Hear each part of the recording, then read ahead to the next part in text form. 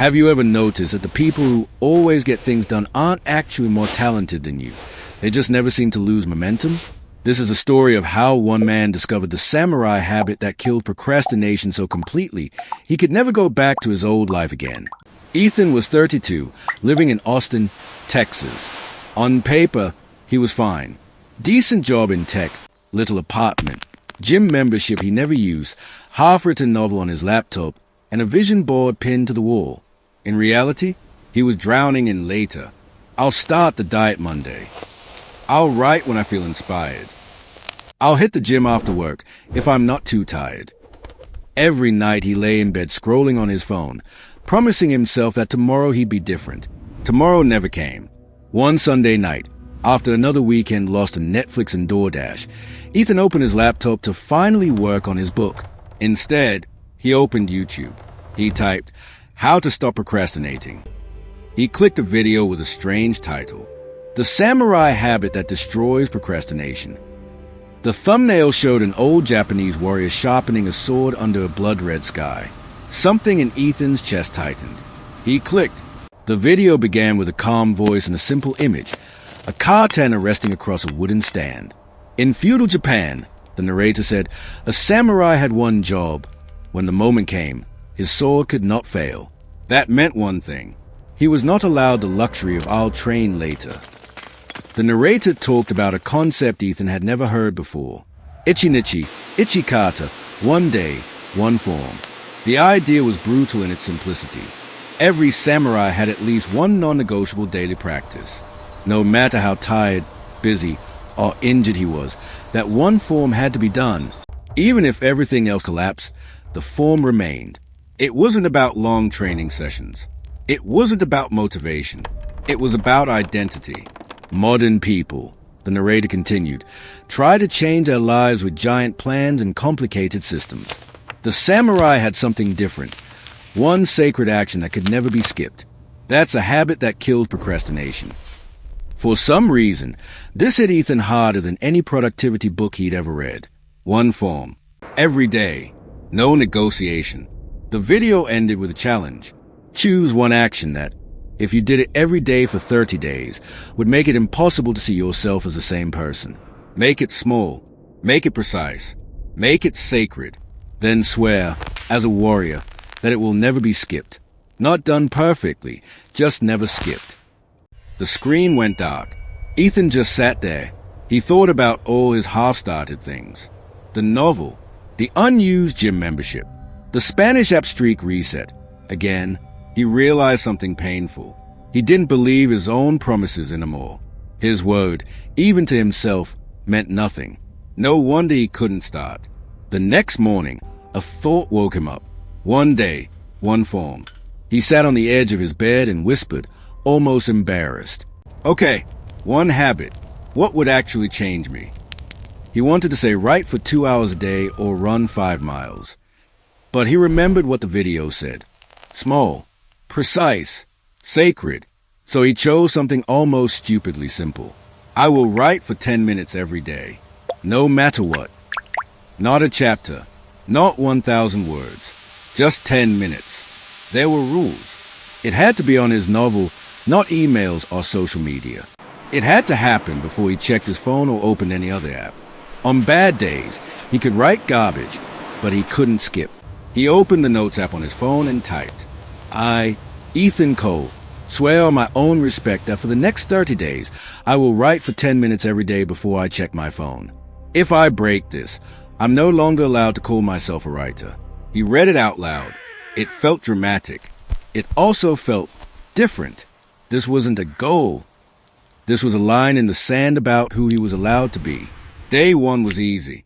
New challenge energy. Coffee, laptop, timer set to 10 minutes. He wrote 312 words. He felt like a genius. Day 2, still pretty good. Day 3, the alarm didn't go off. He woke up late. Had 20 minutes before a Zoom meeting. Old Ethan would have said, I'll make it up tonight. New Ethan stared at the sentence he had written in his notes. If I break this, I'm no longer allowed to call myself a writer. His stomach clenched. He opened the laptop. He set the timer for 10 minutes. He wrote like a madman. 120 awful words about a character ordering bad coffee.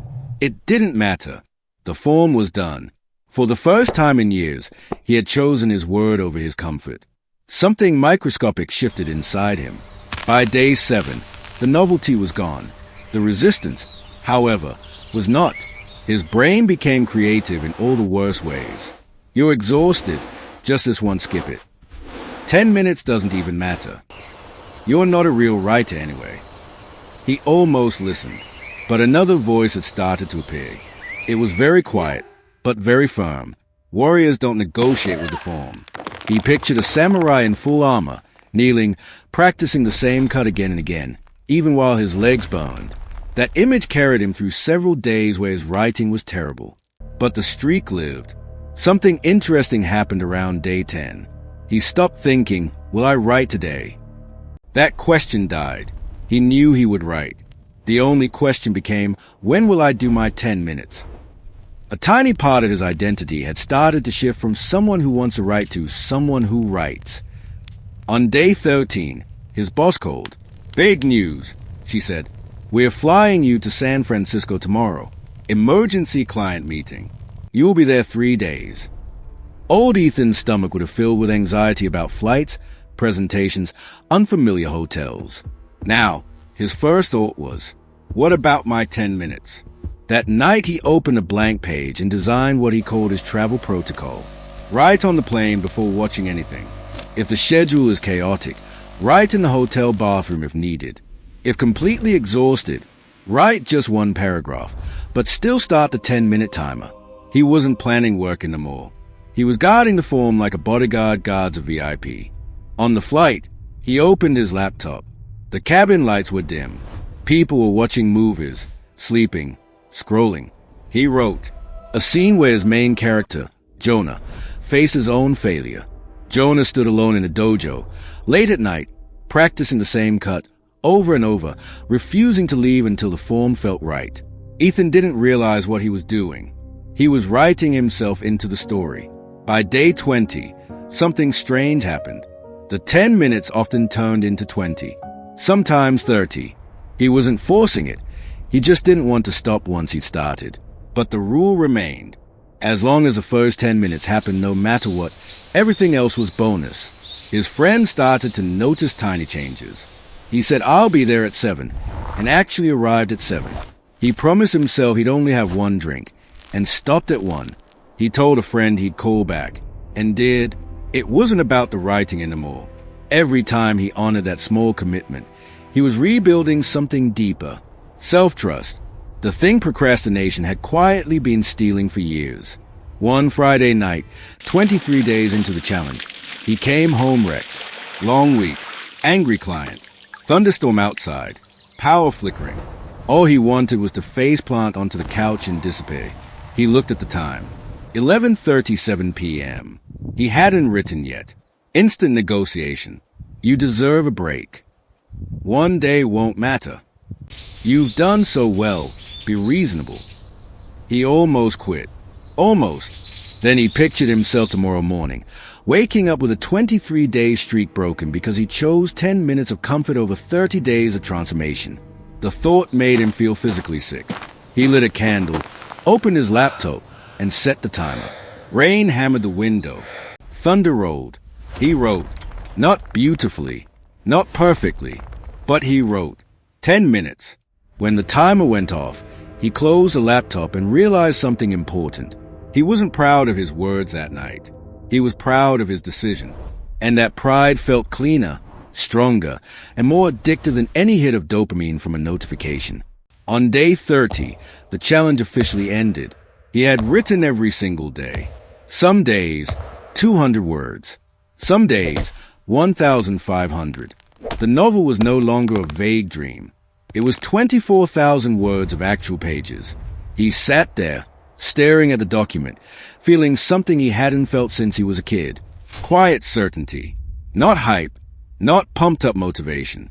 Just a deep, solid knowing. I keep my word now. That night he realized something that terrified him a little. He didn't want the streak to end. Not because of the book, because of who he was becoming. So he changed the rule again. It was no longer 30 days. It became, this is just who I am now. I am the kind of man who writes every day. The form is permanent. Here's the part most people miss.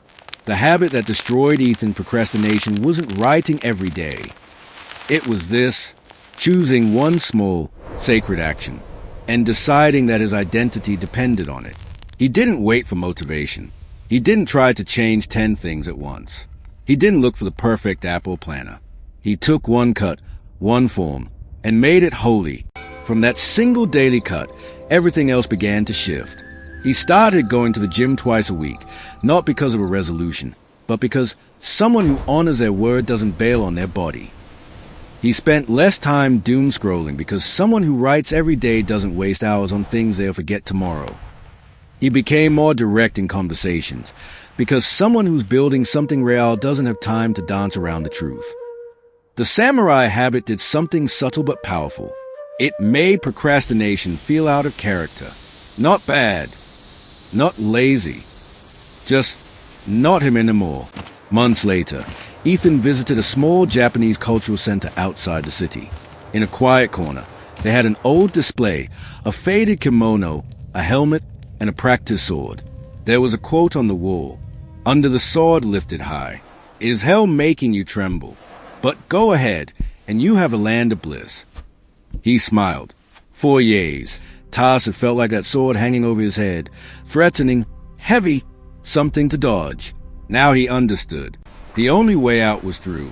One cut, every day.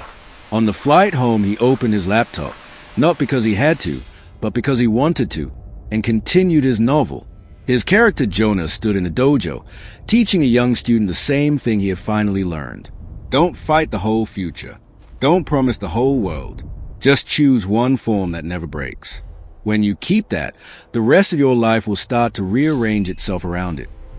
Ethan paused, then whispered the words out loud, as if speaking to the version of himself who had been stuck on that couch months ago.